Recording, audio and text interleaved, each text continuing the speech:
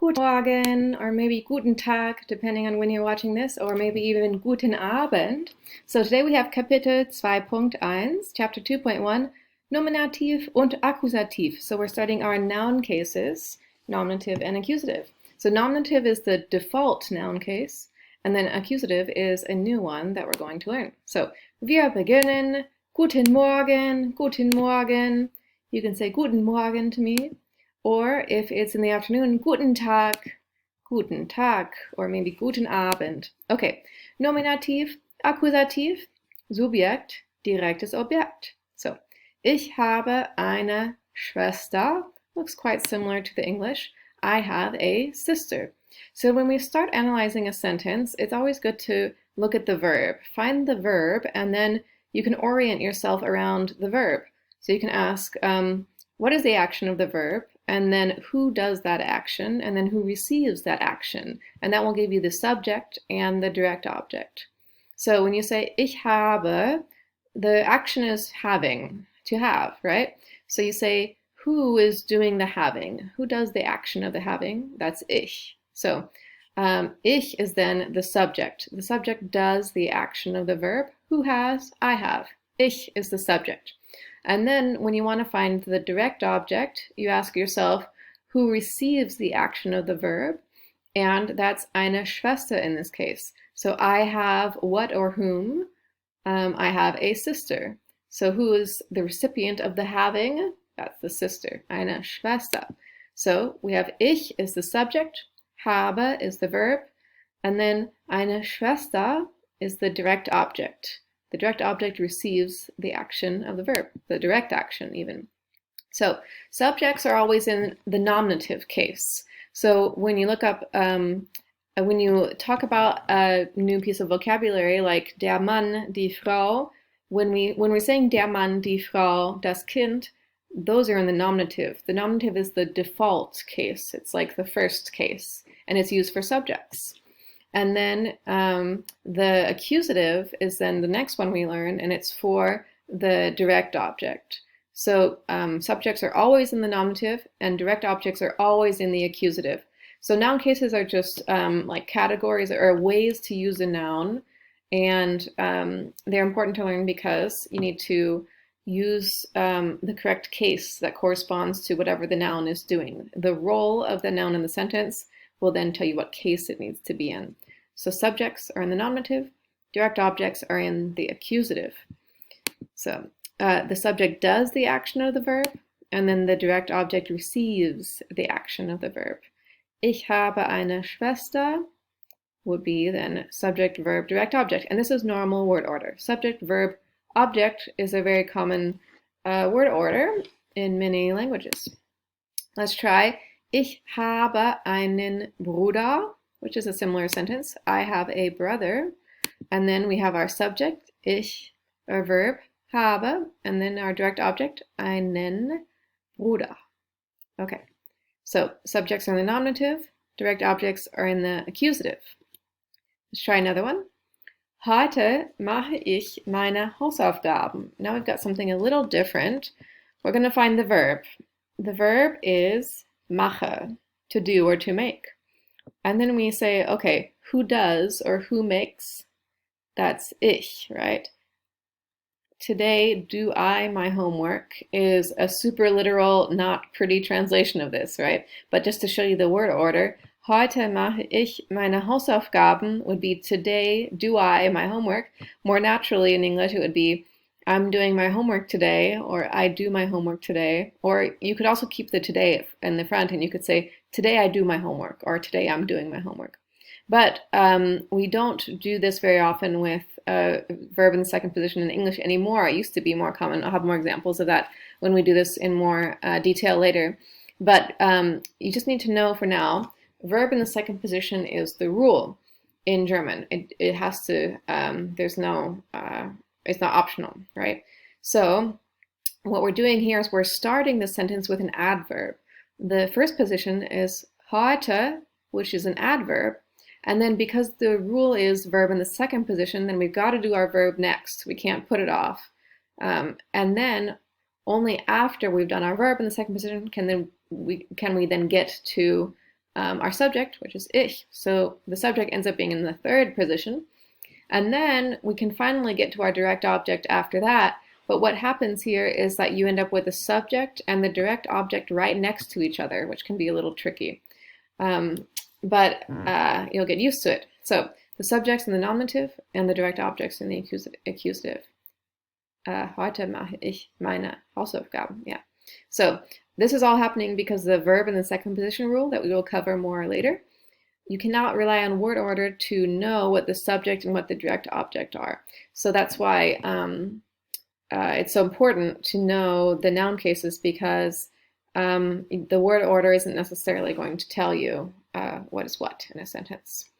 Okay, morgen schreibe ich eine SMS. This is a similar sentence. We're also going to start with an adverb. So tomorrow write I a text message, which is a literal and not pretty translation. We would say I write a text message tomorrow, or I am writing a text message tomorrow. Or you could keep the tomorrow in the front and say, tomorrow I'm writing a text message. But we wouldn't have that verb first in English. But in German, you have to have the verb in the second position. So, morgen schreibe ich eine SMS. And you end up with the subject, nominative, right next to your direct object, which is accusative. Yeah. Verb in the second position. So the subject comes after the verb, and then the direct object follows. Yeah, so it's a little bit counterintuitive sometimes for English speakers to have the verb, or have the verb and then the subject, to have the subject following the verb. But it does happen quite often in German. Okay, so ich habe einen Hund is another one. I have a dog.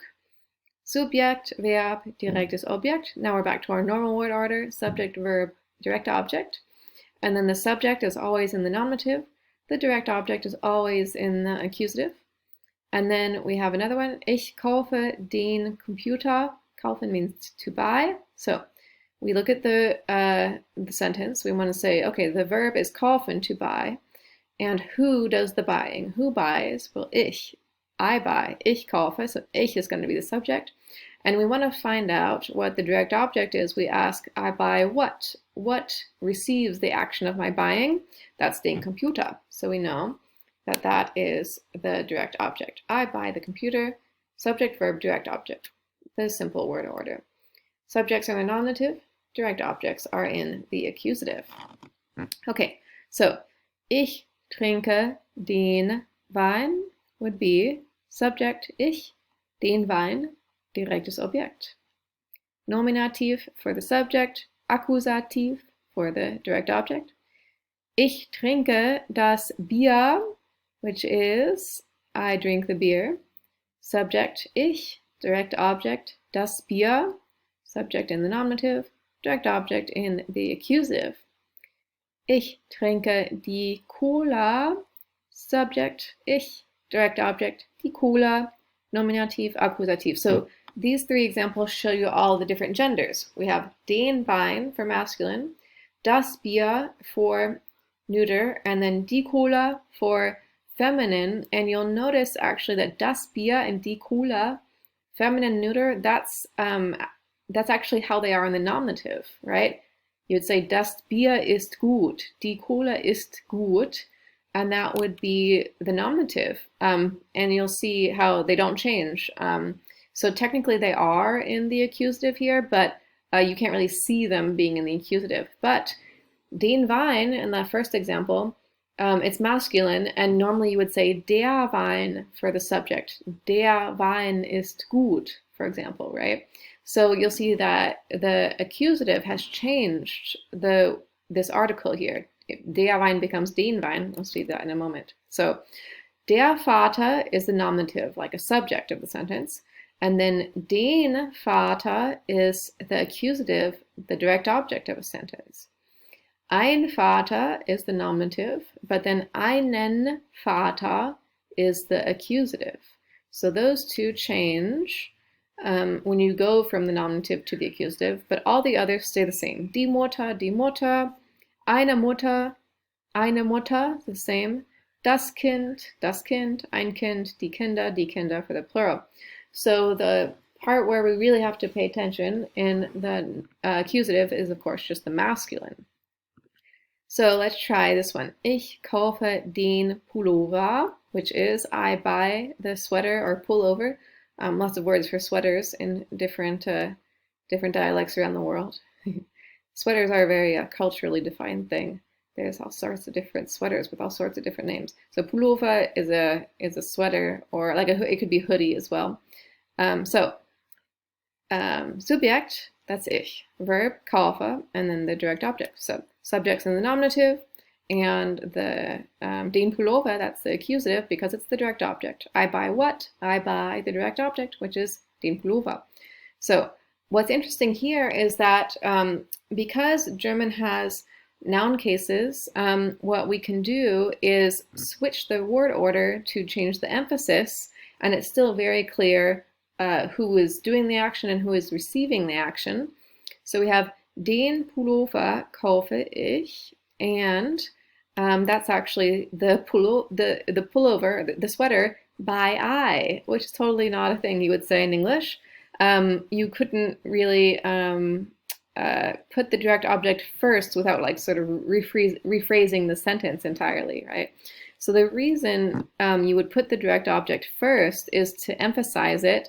Imagine if someone said, you're buying the pants, and then you would say, no, the sweater is what I'm buying, or I'm buying this, well, you might just emphasize, I'm buying the sweater, but you might put the sweater first in order to emphasize it.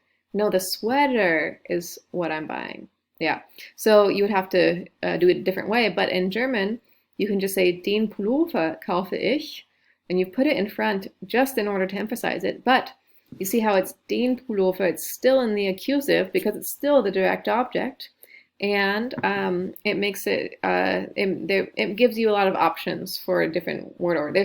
There are rules for word order you have to follow, but within those rules there are options. So that's a fun thing about noun cases. Okay, so der Hund beißt den Mann. This is a classic example of how you can play around with word order because of the noun cases. So the dog bites the man. So we have our subject, der Hund, verb, beißt, and then den Mann is the direct object. And because they're both masculine, we can really tell what's going on here, because we see the nominative masculine is der, and then the accusative masculine is den. So it's super clear. Der Hund does the action, and then den Mann receives the action. It couldn't be the other way around. But in English, because it's just the for both of them, the dog bites the man. It doesn't make sense if you tried to do it the other way around, it would change the whole situation, right? So we could actually switch the order of the words but maintain the same noun cases, and then you end up with the same meaning of the sentence but with a different emphasis. So den Mann beißt der Hund actually means the same thing. It still means the dog is doing the biting and the man is receiving the biting, but because we've moved the direct object to the front, it translates like with the word order, the man bites the dog, but it doesn't mean the man bites the dog. It still means the dog bites the man. But you might say, oh, that dog, did he bite the child? And then the person would say, nein, den Mann beißt der Hund. And then you would get your direct object first, and then the verb, and then the subject. Yeah, so that's why it's important to pay attention to the case, because this can happen when you're translating, that you have the direct object first, and then the verb, and then the subject. And then if you don't recognize that noun case there, the context will give you a lot, but there's some cases where you really need to pay attention to that, because it will completely change who does what in the sentence. So we can look at these together. Der Hund beißt den Mann. So that's normal word order, subject, verb, direct object. But you can switch it around to say den Mann beißt der Hund. These are the same two examples. Both of those mean the dog bites the man. The dog is a subject in both of those because it's der Hund, den Mann, den Mann. So those both mean that. It's just to shift the emphasis. But we could try it the other way around and we could say, der Mann beißt den Hund. Now the man is doing the action and the dog is receiving the action. Or we could do den Hund beißt der Mann. In both of these, the man is actually the subject and then the dog is the direct object. So the man bites the dog. Both of those mean that. Okay. Because these are both masculine, you can really see what's happening, but if one of them were feminine or neuter, then it wouldn't be quite, you would need more context. But this can certainly happen. Okay, so now we have a few examples of how to get into the accusative. You can say hast du, and then looking at the different nouns, hast du ein Motorrad? Because Motorrad up here, Motorrad is neuter, so you don't need to change the article. Hast du ein Motorrad? It's ein Motorrad in the nominative and also ein Motorrad in the neuter. So that one is pretty straightforward. Ich habe ein Motorrad. Nein, ich habe kein Motorrad, which is, of course, I don't have a motorcycle, or I have no motorcycle. But let's look at a masculine one. Those always are more interesting. So einen Rucksack here. So because it's masculine, der Rucksack, der Sack, any sack, der Sack is always masculine. So it changes to einen. If it were in the nominative, it would be ein Rucksack. But because it's in the accusative, it's einen Rucksack. Hast du einen Rucksack? Ja, ich habe einen Rucksack. Oder nein, ich habe keinen Rucksack. So you can tell which one is going to be masculine based on that. Yeah. Okay, so let's review these.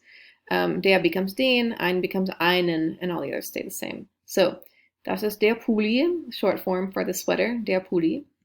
Was kauft Jens? What does Jens buy? Jens kauft den Pulli. So there's the accusative, masculine, den. And then Jens kauft einen Pulli. So our definite article, den. Jens buys the sweater.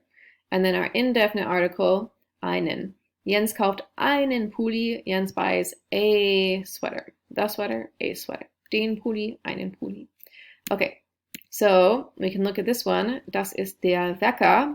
So der Wecker is masculine, and it's in the nominative there because it's just the default. It's not in a sentence, it's just floating around. So it is in the nominative, der Wecker. But we want to ask, was kauft Jens?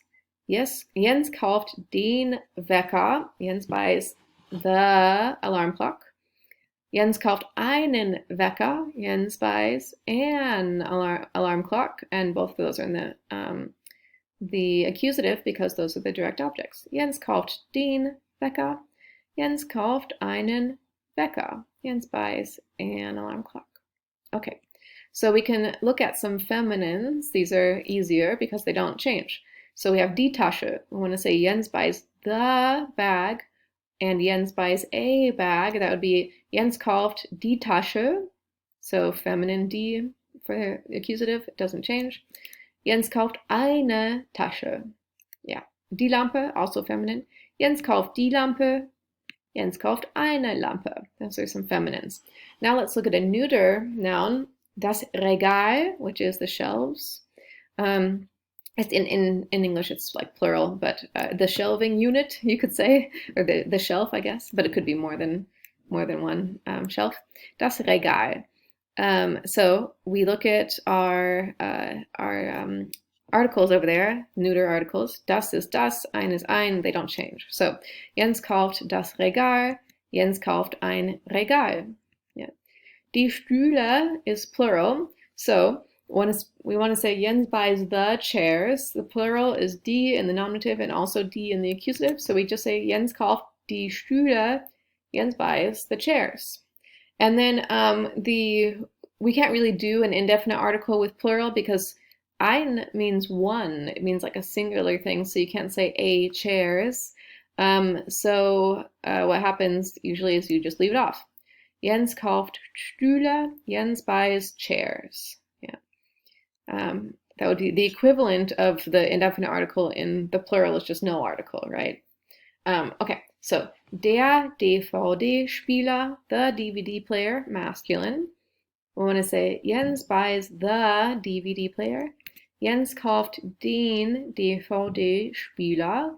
And then to say Jens buys a DVD player would be einen, masculine. Jens kauft einen DVD-Spieler. Der Schreibtisch is masculine. Jens kauft den Schreibtisch. Jens kauft einen Schreibtisch. Okay, let's try another masculine. Der Teppich is a carpet or a rug. Jens kauft den Teppich. Jens kauft einen Teppich. See the masculine accusative. Der Fernseher. Jens kauft den Fernseher. Jens kauft einen Fernseher. Die Gitarre. Jens kauft die Gitarre. Jens kauft eine Gitarre. Feminine. Okay, so der Pulli, masculine. Was kauft Jens? Den Pulli, einen Pulli. So let's look at these. There's a couple more examples and then something to watch out for. So, ich habe einen Schlafsack. That's the sleeping bag we had a few slides ago. It looks very much like Schlaf is sleep, and then Sack, sleep sack, you could say. So I have a sleeping bag, a sleeping sack. Subjekt, ich, direct object, einen Schlafsack. Nominativ for the subject, Akkusativ for the direct object. So this is very much like the other examples we've done. Now let's look at something a little different. Sometimes sentences have all sorts of different elements. They don't have to have, it's like a mix and match in sentences, right? You have to have a verb and you have to have a subject, but everything else is fair game. You may or may not have other elements, right? So der Schlafsack ist grün. When people learn the accusative for the first time, it's pretty common to just identify whatever is after the verb as the direct object, but it's not always a direct object following the verb. Sometimes it's something else. Grün, of course, means green, and it should be you should be able to tell why grün cannot be a direct object. Objects have to be nouns, right? And grün is not a noun; it's an adjective meaning green. So the subject is still der Schlafsack, but then grün is an adjective, and it's just it can't be in the realm of subjects or objects. It's just an adjective. It's totally different, right? So the subject is the nominative, but then the adjective doesn't. Cases are only for nouns, right? Nominative, accusative, those apply to nouns, but adjectives don't have cases. They're just adjectives. Verbs have conjugations, and nouns have cases. You could say verbs have tenses, and nouns have conjugations. You can verbs have tenses and nouns have cases. There we go. Verbs have tenses, nouns have cases. And then you conjugate verbs and you decline nouns. So you can talk about verb conjugations and noun declensions, which it means putting the noun into different cases. So we'll get into that in more detail later. This is just to make sure you watch out and don't assume that whatever comes after the verb is actually a direct object. One thing that can come after the verb is a predicate noun, Prädikatsnomen. So what follows the verb is not always a direct object. Sometimes it's a predicate noun, and these are a little bit tricky for people in the beginning sometimes. It's because I think that a lot of people don't cover this in the beginning, and then people get into like their second year of German and have never heard of this, and then you have to go back and fix it. It's horrible. But you're learning it in the beginning, so it's going to be much better for you.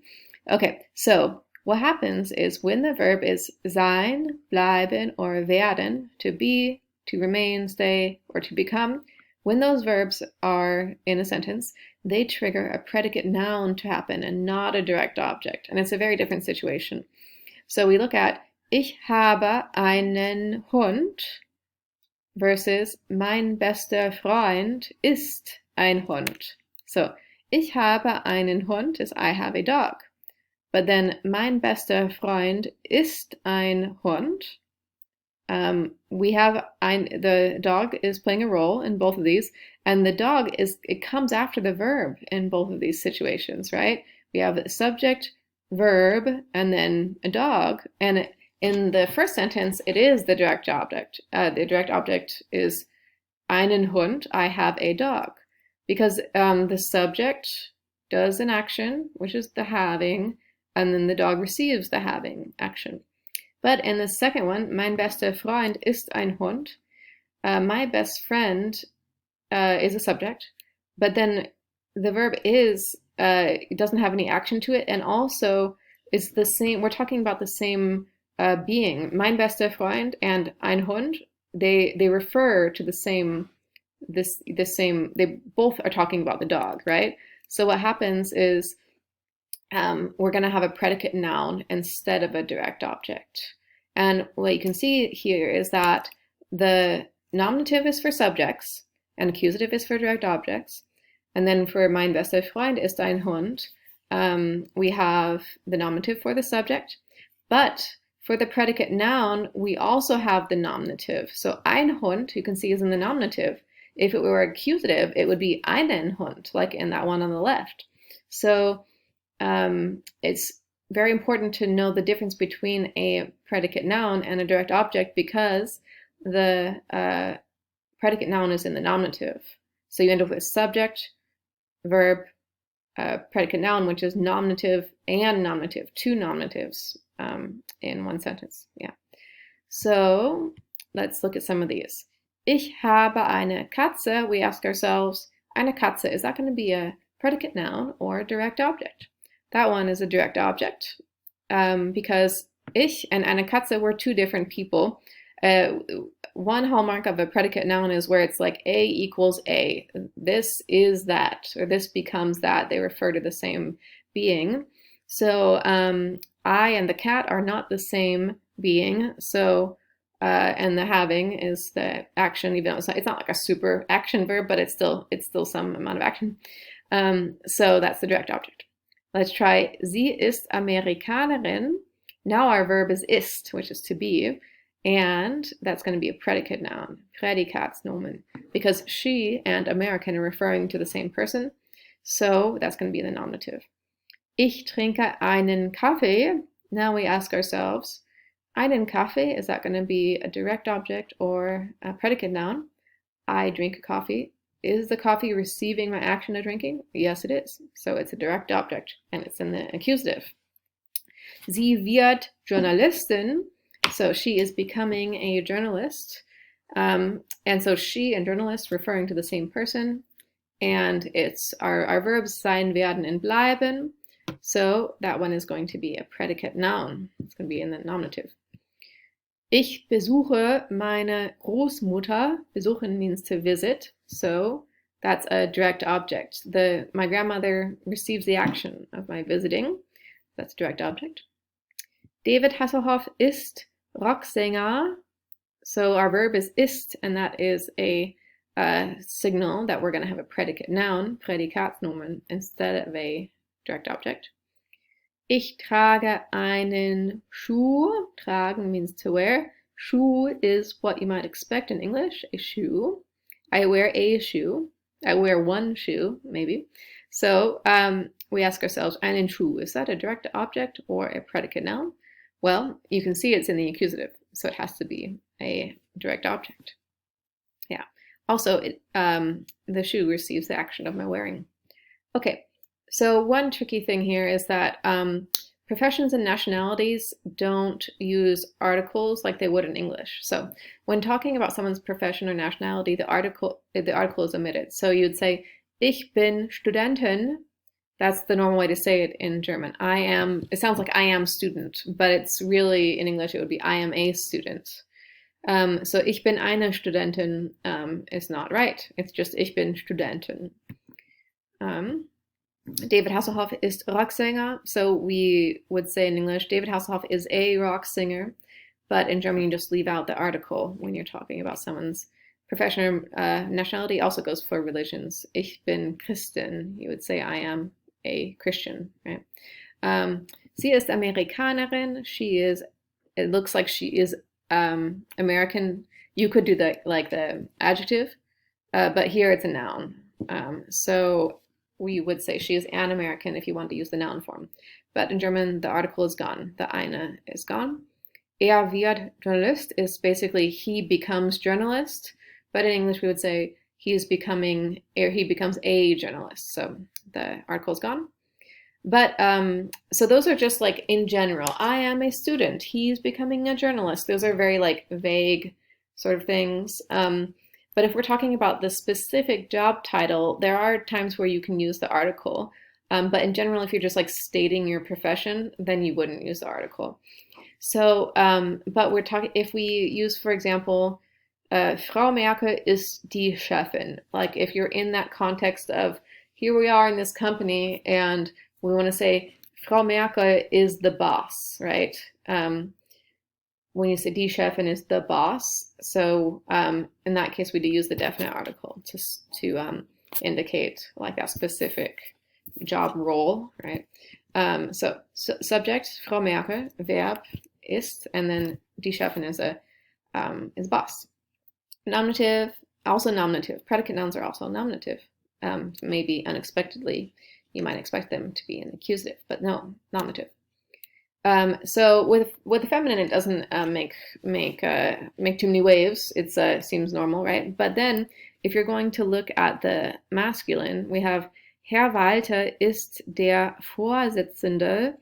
And what's happening here is that der is kind of unexpected, right? We have the subject, Herr Walter, ist the verb, and then der Vorsitzende is predicate noun. It's because we have a nominative for a subject and also nominative for the direct object, or sorry, for the predicate noun, not a direct object. So there's sort of a temptation to put the den there, but it's actually der. Okay, so then we have some more. A common way for predicate nouns to occur is in sentences that start with das ist. So das ist der Mann. This is the man. We've got a subject, verb, predicate noun, nominative for the subject, nominative also for the predicate noun. Or das ist der Student. Nominative for subject and also nominative for the predicate noun. Das ist der Student. This is the student. So the reason we're using the articles here is because we're like pointing to a specific one, der Student, not like stating their profession, right? Okay, so then we have das ist der Präsident. That is the president, where you see the nominative masculine on der Präsident. But then for the feminine, it's not so obvious. Das ist die Präsidentin, subject, verb, predicate noun. Okay. So we can compare, ich habe einen Hund versus mein bester Freund ist ein Hund. Subject, verb, direct object. Subject, verb, predicate noun. We have nominative, accusative, nominative, nominative. Here's a new one. Ich bringe den Computer versus das ist der Computer. I'll bring the computer. Now the computer is a direct object in that first one. But then this is the computer. Now it's a predicate noun because the verb is to be. Yeah. So we have nominative and accusative in the first one, but then nominative and nominative in the second one. Das ist der Computer. Okay. Now, that's all for the predicate nouns for the moment. And then we'll look at a very useful phrase called es gibt, which means there is or there are.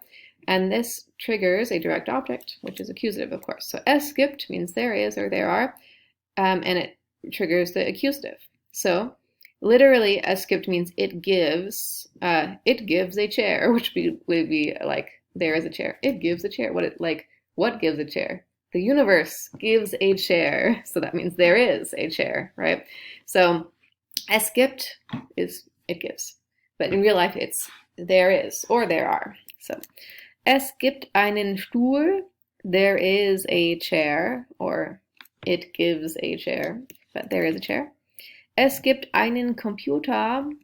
Es gibt ein Buch. There is a book. Es gibt eine Tür. There is a door. Es gibt kein Pferd. Of course, there's a negative. There is no horse in this room with me at the moment. There is no horse. Es gibt kein Pferd. Yeah, so you see those are all going to be in the accusative after es gibt. Es gibt keinen Fußball. There is no soccer ball. Or it could also be there is no soccer. It could be the soccer ball or the soccer in this case. Yeah. So that's in the accusative there. Es gibt keinen Fußball. Okay, next. So you can ask, hast du, whatever it is, and then you would put in the into the accusative. Hast du ein Bett? Ja, ich habe ein Bett. Hast du einen Stuhl? Ja, ich habe einen Stuhl. And you would see those all the accusative. And there's a lot of fun vocab there for you to learn if you would like. Yeah. Okay, now let's do wer. So wer means who. We could ask, wer ist deine Lieblingssängerin? Wer ist deine Lieblingssängerin? Meaning, who is your favorite singer? So we'll ask ourselves, what role does wer play in the sentence? Well, it's the subject, right? Because imagine if you replaced it with a proper noun, with an actual noun. You could say Nina ist deine Lieblingssängerin, and then it would be very clear that Nina is the subject, right? So it's only wer because we don't know what we want an answer, but it's still a subject. Wer is the subject, so subjects are in the nominative. So wer is in the nominative, you can say, because it's the subject. Wer kommt mit ins Konzert? Who is coming with to the concert? Wer is then the subject, it's the nominative. Wer kommt mit? Who is coming with? You could replace it with someone's name, and then you would see very clearly it's the subject.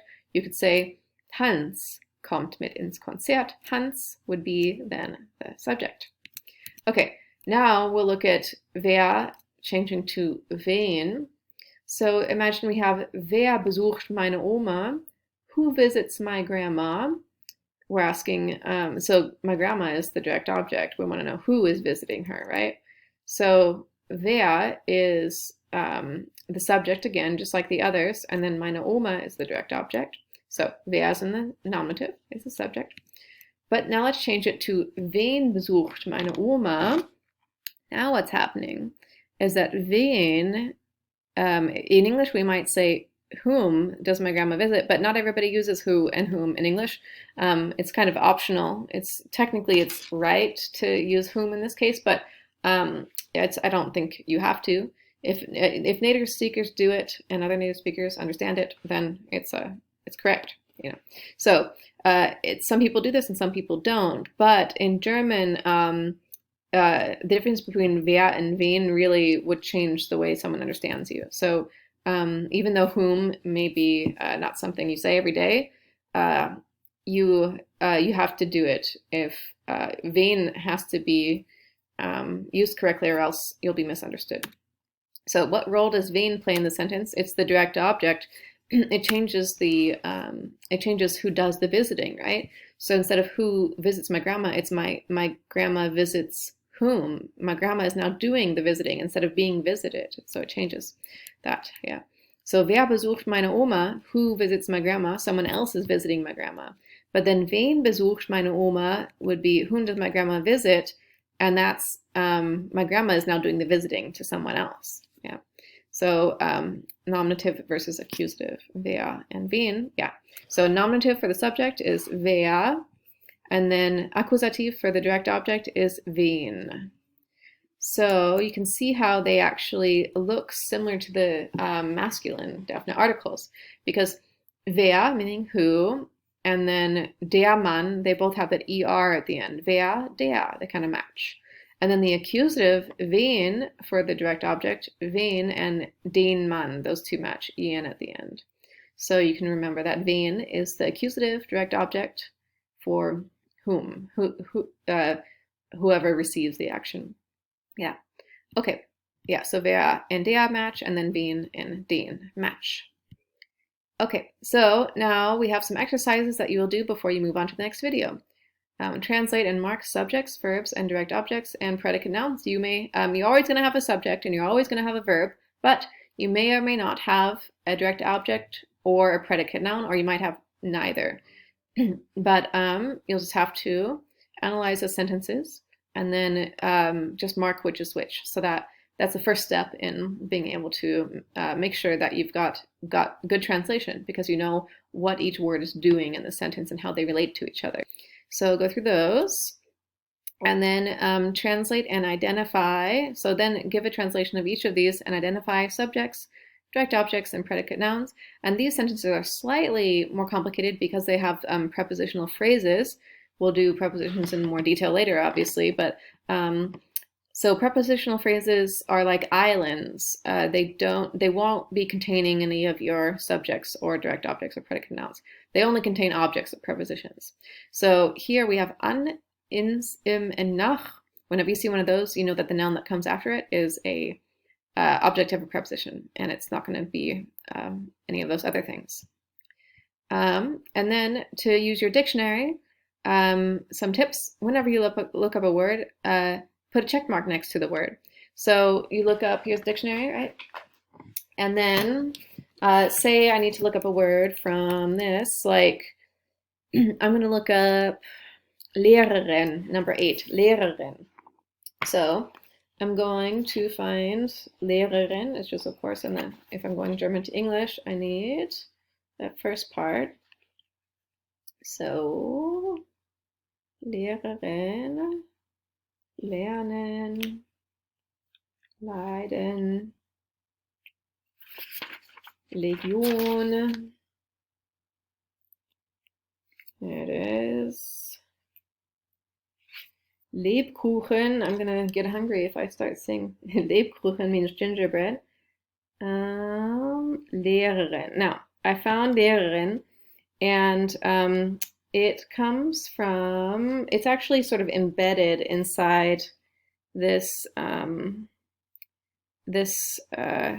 entry for, it has Lehramt. You probably can't see with this tiny video, but anyway, you have to look on like the inside of the entry to find it a lot of times. So that's why it has these blue headwords, so you can find the word on the inside of an entry, and then it says Lehrerin, teacher, right? And then when you looked it up, you take a pencil or a pen if you're feeling, if you're feeling like you can commit to, I always do pencil, but you can do pen, doesn't matter. And then put a check mark next to the word. And then when you look up the word again in the future, you'll know that you've already looked up that word. And then sometimes you get like 3 or 4 check marks next to a word. Obviously, you're not going to memorize that word like completely the first time you look it up. That's normal. You have to encounter any given word like tons of times before you like really remember it, So it's normal to look up the same word lots of times, but I think it's fun and useful to have that check mark to be like, oh yeah, and it reminds you that you looked it up, and it really reminds you that that word's important. It's used a lot, and then you need to really get it into your active vocabulary. And then keep a running personal vocabulary list of words that you have looked up. And so, especially if you looked up a word more than once, you would just keep a separate vocabulary list, and you can make some flashcards from those. You can do real flashcards with index cards, or you can use a free app like Quizlet. That's like virtual flashcards. And then, read the entire entry to learn some related words. German loves compound nouns, so whenever, the reason that I love, physical dictionaries is because I'm not just putting a word in to learn that word. I'm actually on your way to finding the word. You will find lots of other fun words, and make sure you read the entire entry to find all the related words, and just, even if you're under a time crunch, it's just, I get really distracted by all the other words, but try to stay focused. But at the very least, if you read the entire entry so that you know that you're getting the full picture of what that word means. Okay. Not all compound nouns are listed, but because there are infinitely many compound nouns, you couldn't possibly list them all, right? So sometimes you'll have a compound noun, and you'll have to look up separate. You'll get better at seeing where one noun starts and where the other one ends, and then you may have to look them up separately just to put them together. You'll get better at figuring out where to break up the noun. But yeah, if it's a very long noun, then think about breaking it up. That way you'll actually be able to find it in the dictionary. And then note the gender and plural formations of nouns. So it will, it always says the gender, and the back of the dictionary has it has the context things, but it also it'll tell you what all of the little symbols mean, like NT for neuter, and then it's a neuter word or whatever it is, the abbreviations, yeah. All right, so go ahead and do these two exercises at the end of this PowerPoint. It was these two, this one and this one. And then when you're done with those, go ahead and move on to the video for the next unit in Chapter 2, Chapter 2.2, and then we'll go over the answers there. So I will see you in the next video. Tschüss, auf Wiedersehen, bis bald.